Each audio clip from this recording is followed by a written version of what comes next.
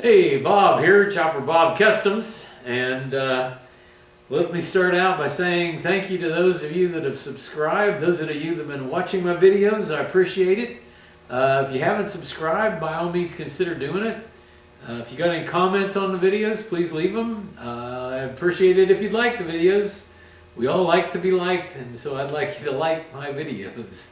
And since it is getting cold, the postings are going to be more sporadic, so hit that notification bell so you'll know when the next video is coming up.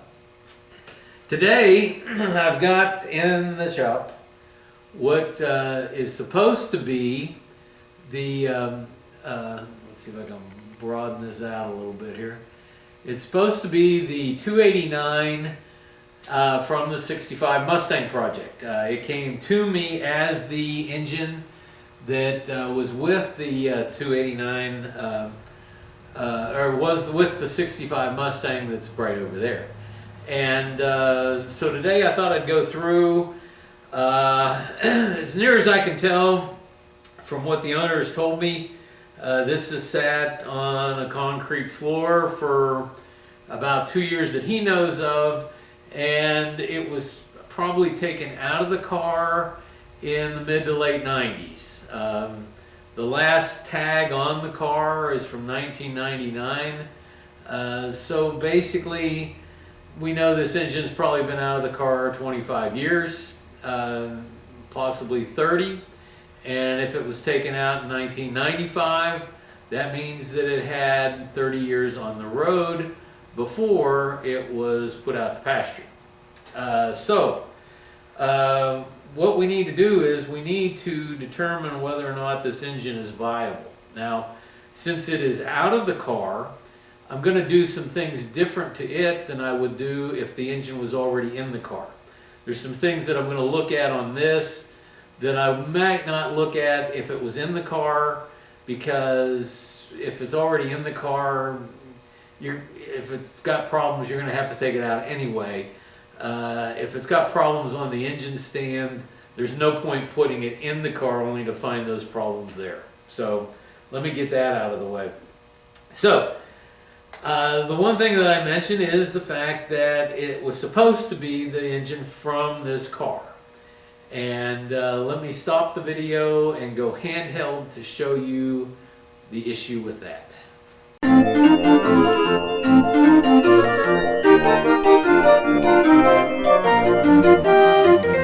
Okay, so one of the first things that I did, because I want to know what I'm working on, was I checked the VIN that's on the car. Now the VIN on the 65 Mustang and the 64 and a half and the I think the 64 and a half, the 66, a lot of the Mustangs in area, the VIN is located on this inner fender, which is part of the unitized body.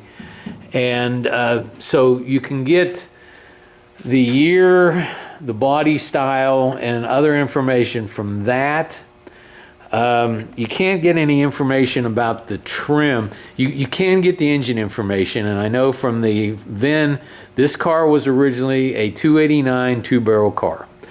And then on the door, there is also a tag, and guys will use that as their VIN, but you got to understand something. All you have to do is be in an accident, go to a salvage yard and grab a door, put it on the car, and now you've got a different VIN on that tag.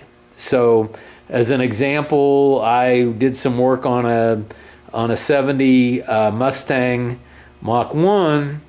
The VIN on those are on the dash, and it proved to be a 70 Mach 1, but the door, the tag on it was for a 69 Mustang coupe, not a fastback, a coupe. So you have to be very careful about that. Now, the one thing I have done on this is that I have matched the serial number on the door to the serial number that's up here on the front. So I do know that at least the tag came with this car, at least this VIN number that's up here. Went through that and found out a lot of information about the car. Again, it is a 289 two-barrel car from the factory. It's got some information on there like it was ivy green. It had black vinyl interior with black trim. It had a 2.8 to 1 non-locking differential in it, and it had a C4 automatic. And so from that, looking the car over, I'm fairly certain that it is for the most part unmolested. It's still got a C4, it's still got a 289. The tag doesn't say anything about air conditioning, but everything I've seen on here, I believe this was an air conditioned car from the factory.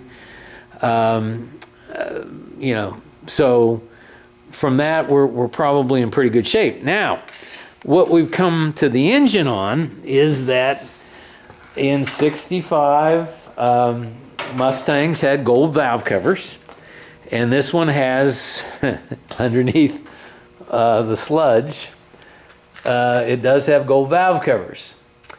Supposedly in 66, they went with the corporate blue across the board in all of their cars. So I've tried to find whether or not some 66 had them or not. But what we've got right here, and you probably can't see it very well, there's a tag that Ford put on these engines from the factory. And assuming that this tag, and it looked like it had been on there for a long, long time, but assuming this tag is correct, this engine was built in January of 1966.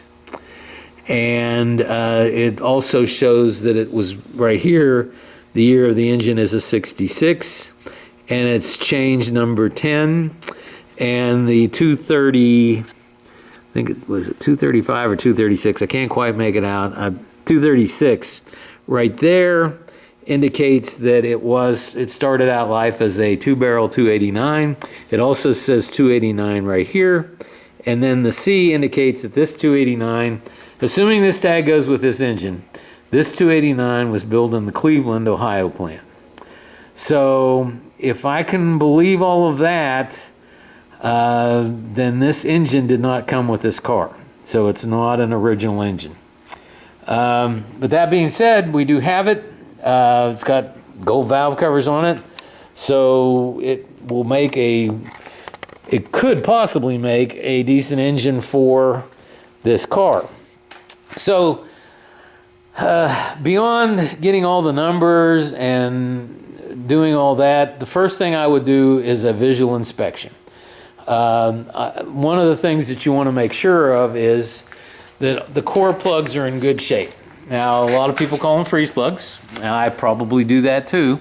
And they're buried back up in here, so it's a lot easier to see them on an engine that's out of the car. I don't know whether you can even see that or not. It's too dark. Yeah. But here's an example of one that's in the cylinder head.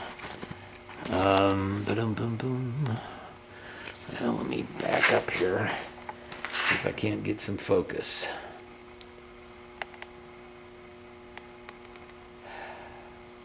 All right, let me stop this and see where I've gone bad.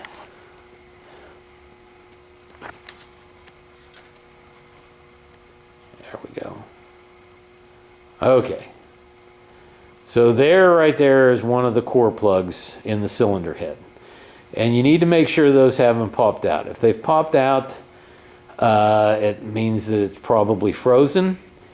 And what you'll need to do is you'll need to inspect it very closely for cracks, because those really are not designed to keep the block from cracking. They're designed to allow the engine to be cast, and so that's why they're technically called core plugs.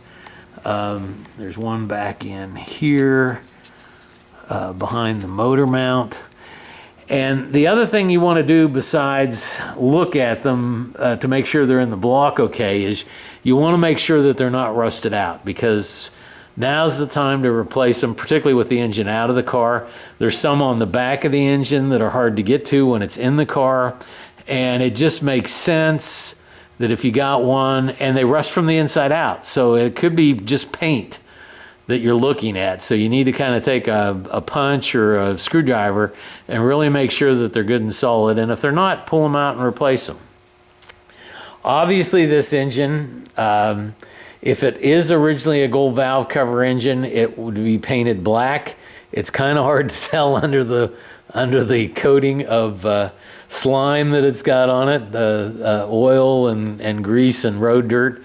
And I'm not even going to go there. We're just going to make the assumption that it's a 66 289, and we'll take it from that point. The next thing that you want to look at, besides cracks and things like that, is you want to look at some of the parts to make sure that they're still in serviceable condition. As an example, if you look at this balancer, I don't know whether you can see it in the video or not, but the rubber cushion that's in there that basically helps absorb the harmonics is in pretty bad condition. And what that can do is allow this ring to slip, and that can throw your timing off. So there's things like that you got to look for. The other thing that I like to do on an engine in the car or out of the car is make sure that the oil pump's primed and make sure that it will produce pressure with an electric drill before I try cranking the engine and starting it. And to that end, you need to remove the oil sending unit, which is located right here on the 289. And I could not get a socket to go on there. I'm not exactly sure what the previous person has done, but I've always been able to get a socket to go on those and take it out. There is a socket that is designed specifically for them, but I didn't have any problem in the past, but I did with this. So I went to take the fuel pump off. It was probably a good thing because the fuel pump, the bolts are 3/8 coarse, and so I got 9/16 socket, and I took the front bolt out, and I went to take the back bolt out, and it didn't fit, and I had to get a 5/8 socket, which means that's a 7/16 bolt. So at some point in time, somebody has damaged this back hole back here, and they put a 7/16 bolt in its place. And if you look in here really close, and I don't know whether you can see it in the video or not, but there is a crack that runs across the face here and runs back into the bolt hole. So this timing chain cover housing has got a crack in it, and it's probably going to lead to problems down the road, which means that we need to see if we can't find a replacement timing chain cover. So that's the first item that's gone on the list of things that needs to be replaced on this engine. So with that, let me put this back on the stand.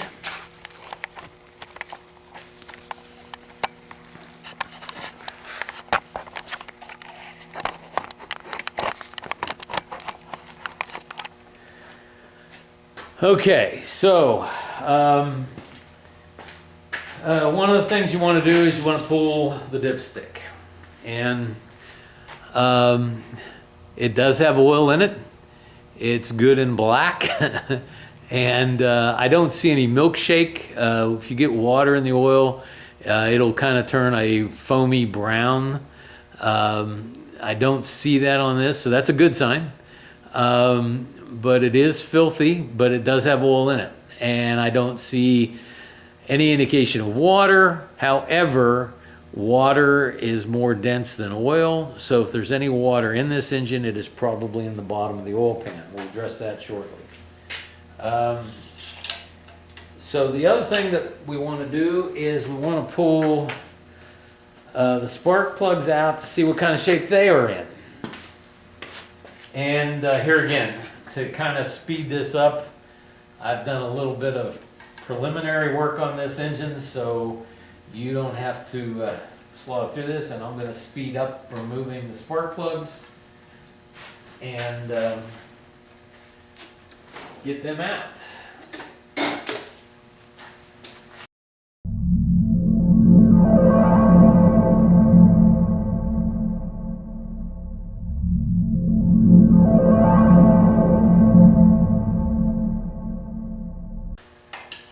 Okay, so with the plugs out, now the plugs can tell you a lot of things about the engine. unfortunately, when you've got something that's been off the road for a quarter of a century, you're going to be looking at stuff and it'll tell you that the engine's bad. You're probably not going to look at any of this stuff and say, yeah, this engine's good, okay? I want to be clear about that. We're trying to eliminate badness. And in this case, this plug is sooty black. Now, if it were covered with shiny oil, we would know that that cylinder's probably got an oiling problem. But with it being sooty black like this, that is most probably from an overrich condition from the carburetor, the choke, or just improper driving techniques on an old car like this. These should be sort of a tan color on the porcelain, and the metal parts should be silverish. If it had a white porcelain with little flecks of yellow or silver stuff on it, that would be aluminum flecks that would indicate that the engine was probably experiencing pre-ignition and chewing up the pistons and putting aluminum on the porcelain. But this just looks like the engine was overly rich. So here again, it doesn't tell us the engine's good, but it does tell us that at least from an oiling perspective, it's probably not bad. Okay. All right, so now the next thing we want to do is we want to bring the engine over to top dead center. And what I'll do is I will crank the engine over in the direction that it's supposed to go and put my finger in the #1 spark plug hole. And when I feel the compression start, I'll know I'm coming up to the top of the compression stroke. And so with that, and this will also tell me whether or not the engine is free, and it turns over pretty easily. Here, let me change the angle of the camera so you can see what I'm doing.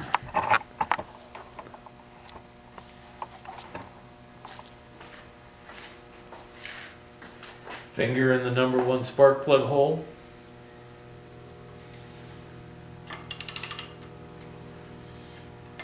Just came around top dead center and I haven't felt anything yet.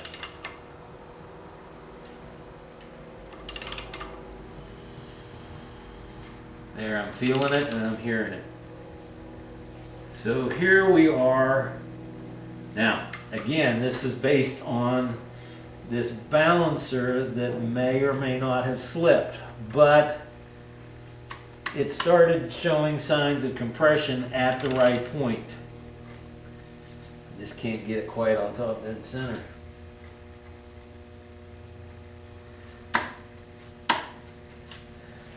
Okay, now the next thing that we'd want to check to see is whether or not that jives with where the distributor's at. And that would tell us a couple things. One, whether or not they had pretty close to appropriate timing.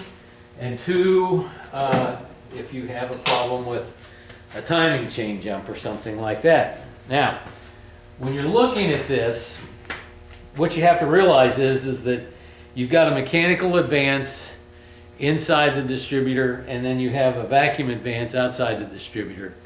And the vacuum advance pulls against the direction of rotation. So the rotor will be coming around here in a counterclockwise because the vacuum advance unit is pulling the breaker plate in a clockwise direction. So what you'll find is that the #1 cylinder, which is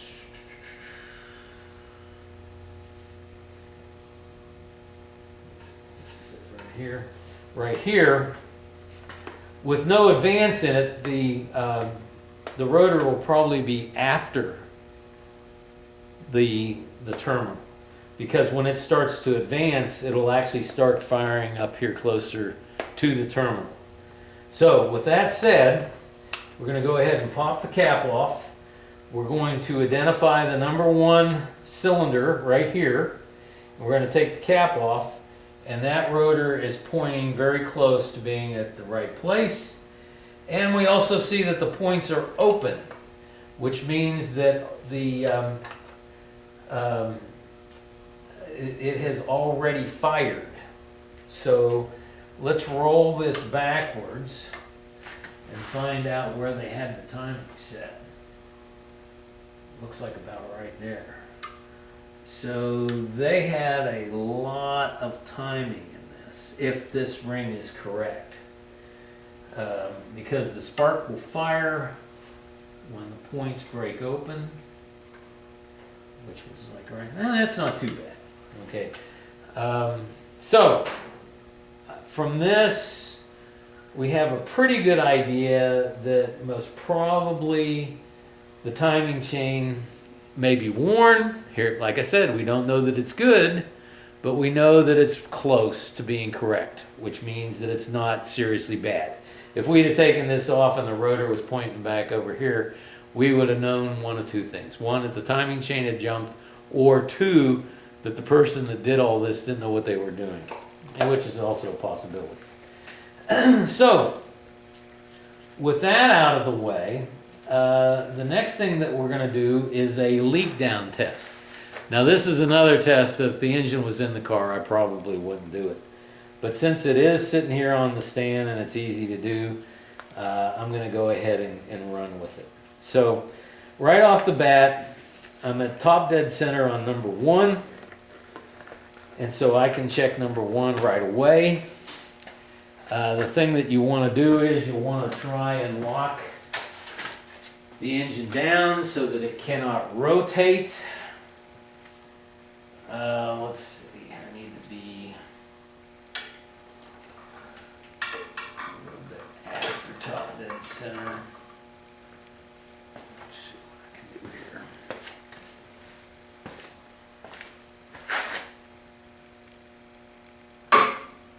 Okay, so I've got it locked. It's probably a little bit after top dead center, so it's not going to go the other way. And what I'm going to use is a leak down detector, which is this right here. Now, this one's homemade. You can buy real fancy ones, but I had the parts laying around, so I decided to build one myself. You have your compressed air that goes in here. You have your inlet air pressure gauge right here, and it's adjustable with this pressure regulator. And then in here, there is a small orifice that limits the amount of air that can go through. It creates a pressure drop. To this gauge right here, which then has the pressure in the cylinder itself. Now, if you have no leak, these gauges should read the same. But as air is released out of this outlet right here, the orifice creates a pressure drop, and what will happen is this will be set at 100 and this will drop down. And so like if it's at 90, that means you've got 10% leakage. If it's at 20, you've got 80% leakage. So we'll get into that here when we see how this engine is.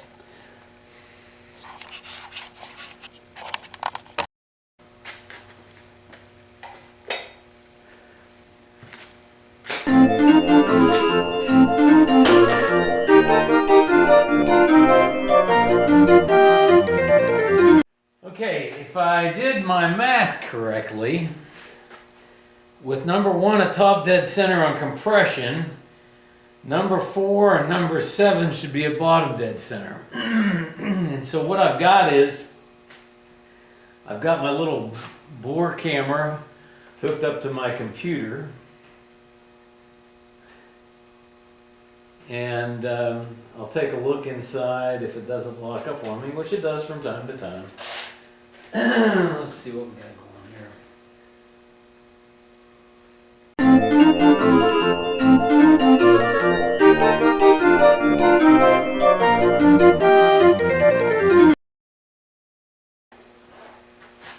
So what we'll do is, while it's working,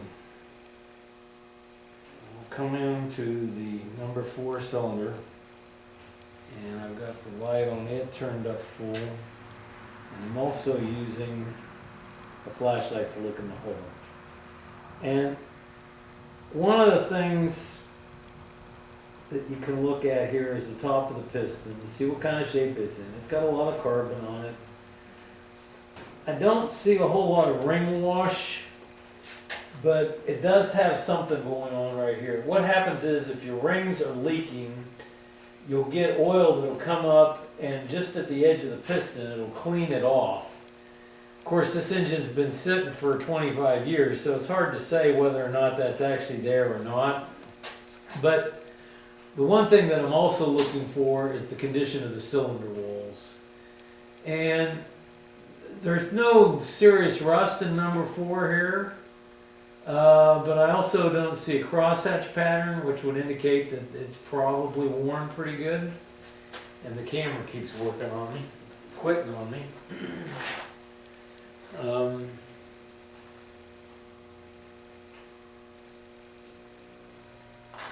Let's get to the other side. Let's see if I can get a view at number 7.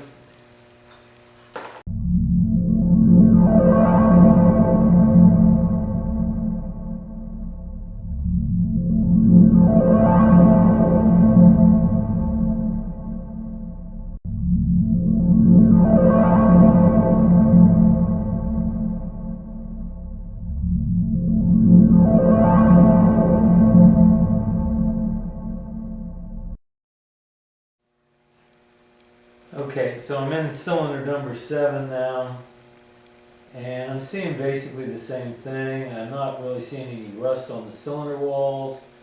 I'm seeing scoring on the cylinder walls. I'm not seeing a crosshatch pattern.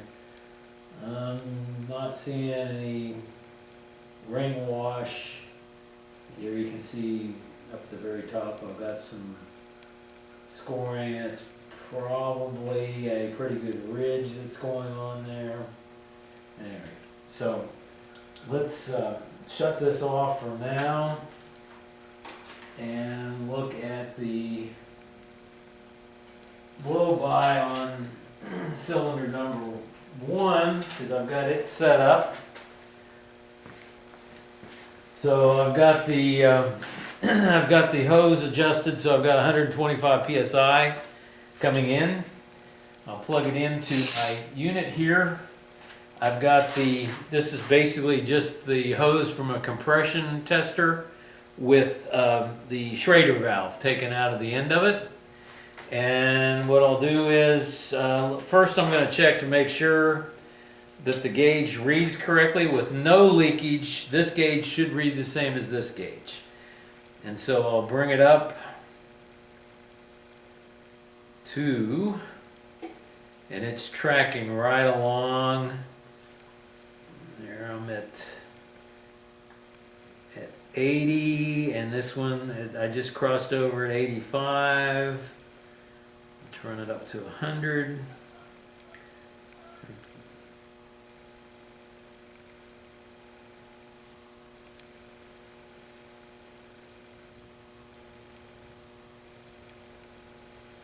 I think my regulator's starting to go. Okay, but I got good, yeah, I think I'm getting a bad regulator. Well, this is no good. Okay, let's see what we got here. So, now that it's hooked up to the cylinder, I'm bringing it up.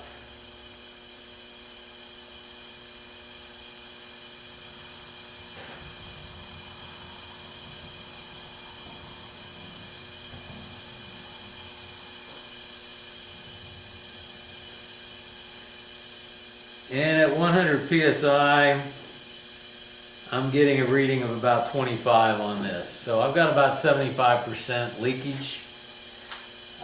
From here, you can listen to the intake.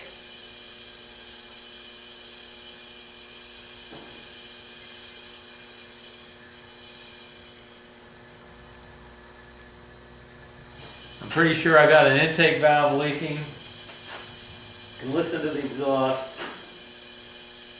Not really hearing anything at the exhaust, but the big leak, if you notice I covered up where the fuel pump goes.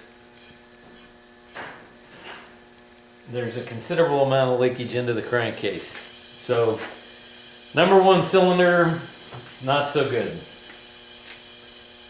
So we'll crank this down and we'll go 90 degrees, which should then bring us up to,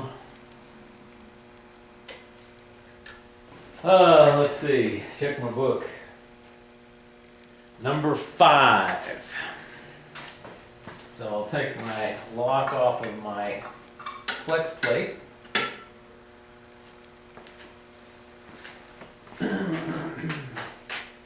And now I'm going to pretty much just have to judge a quarter turn. So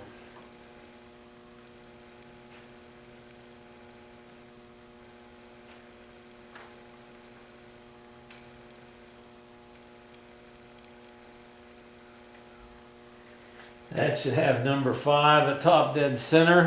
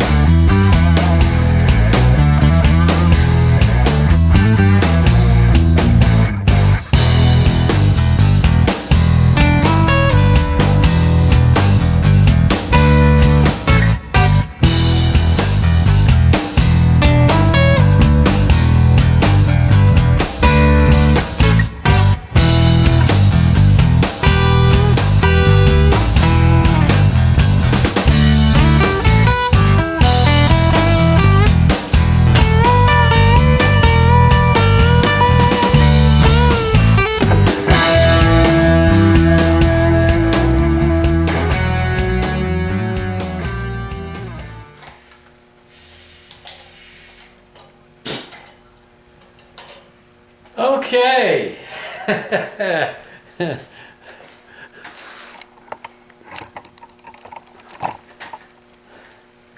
So normally at this point, what I would do is I'd probably go ahead and pull the drain plug and see if there's any water at the bottom of the oil. I'd probably drain the dirty oil out.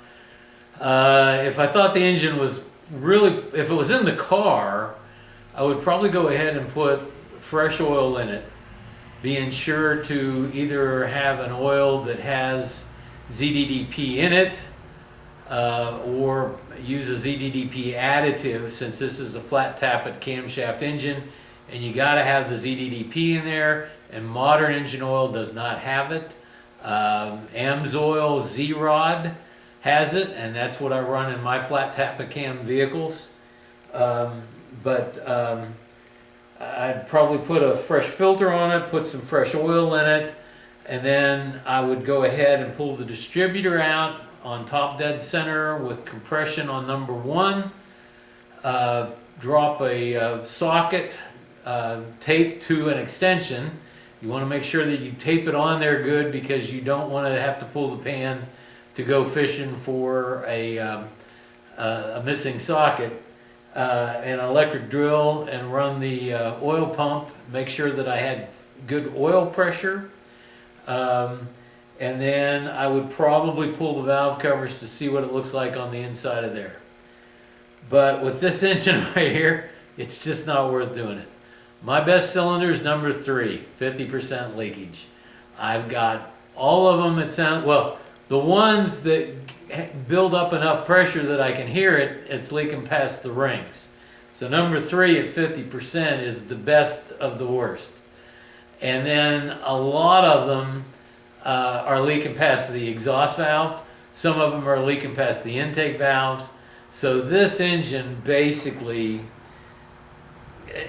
it's not worth dropping it in the car to see if it's going to start, because it is just going to be coming right back out, because if it should happen to start, it's probably going to put up such a blue smoke screen that the neighbors will complain about it, because this thing is just flat worn out.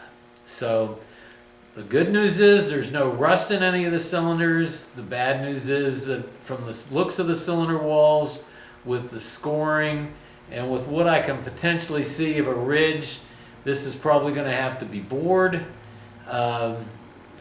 You know, we're going to have to discuss which the best path forward on this.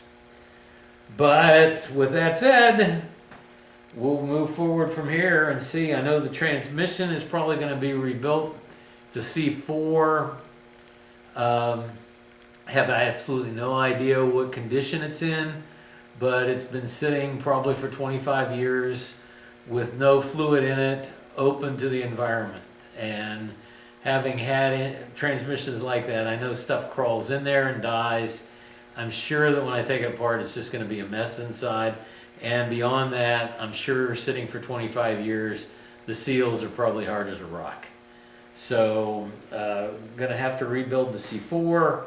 Question is whether or not we rebuild this. We'll probably have to tear it apart and do a complete visual inspection on it, see if it's worth actually rebuilding. It's probably going to have to be bored, probably 1010 on the crank, rods, bearings, rod bearings, main bearings, new pistons, new rings, gasket set. And while you're in there, you might as well put a camshaft in it and a timing chain, so it all starts to add up. So I wish I had better news to tell my customer, but that's the way things go. For now, please once again subscribe, like the channel, like me, like the videos, comment if you got any questions about the Leakdown test and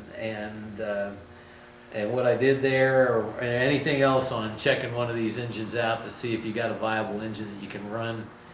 Be sure and put it in the comment sections. I usually try and get back to people same day, next day, and again, set that notification bell so you know when the next video is coming up.